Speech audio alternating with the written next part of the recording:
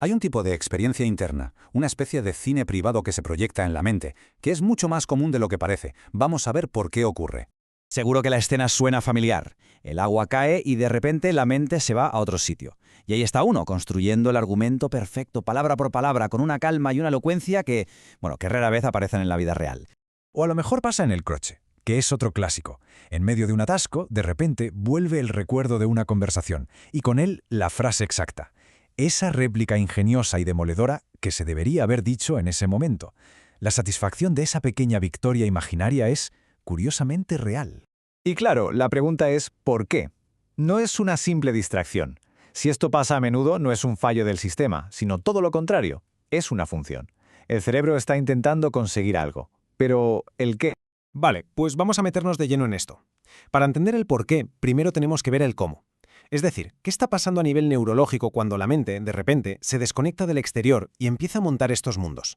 Pues resulta que no es un pensamiento aleatorio. Es la activación de un circuito del cerebro muy específico, la red neuronal por defecto. Es como si el cerebro tuviera un modo de reposo que en realidad de reposo tiene poco.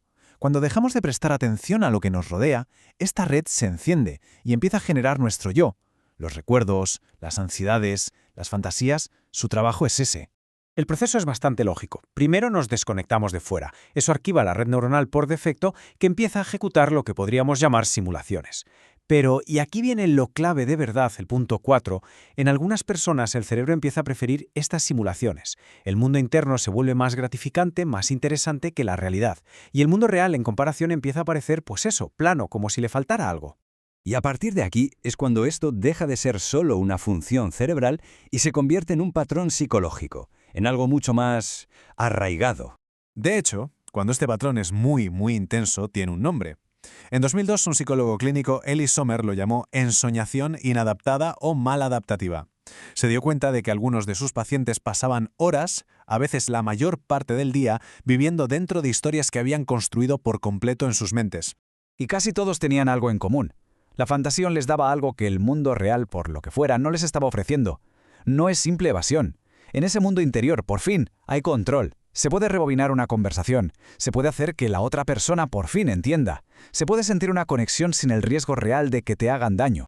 Además, la investigación sugiere que las personas más propensas a esto suelen tener un rasgo de personalidad llamado absorción. Son esas personas que se pierden por completo escuchando una canción o que salen del cine destrozadas, como si hubieran vivido la película de verdad. Sienten todo con más intensidad y por eso construyeron un lugar seguro donde poder sentir las cosas en sus propios términos. Pero, claro, esto tiene una parte muy dañina, y es este bucle que se alimenta a sí mismo. Funciona así. Primero, la persona se sumerge en su mundo interior. Al volver, al despertar, aparece una sensación de culpa, de vergüenza por todo el tiempo que ha perdido. Esa vergüenza es tan incómoda que alimenta la necesidad de escapar otra vez, de volver a ese lugar seguro. Y claro, el hábito se hace cada vez más fuerte para poder satisfacer esa necesidad. Es un círculo vicioso perfecto.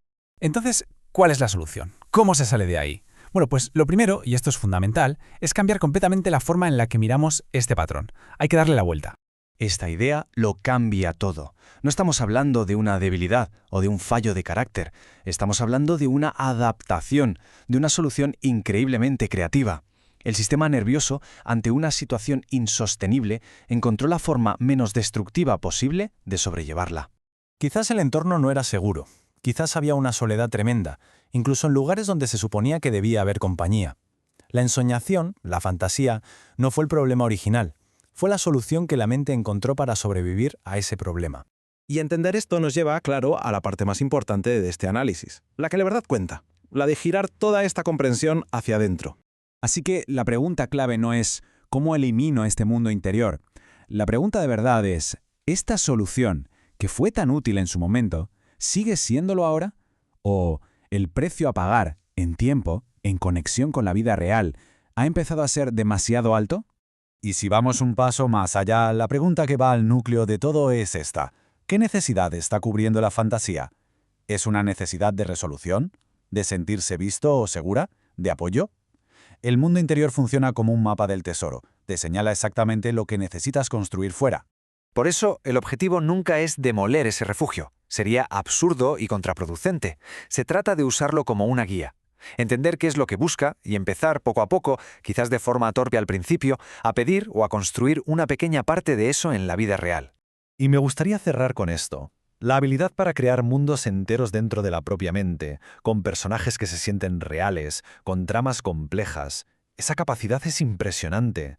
No es un defecto, es una riqueza interna inmensa que, por la razón que sea, aprendió que solo estaba a salvo si permanecía invisible, escondida. Quizás la verdadera tarea no sea arreglar nada, sino encontrar por fin la forma de que toda esa profundidad pueda existir a la luz.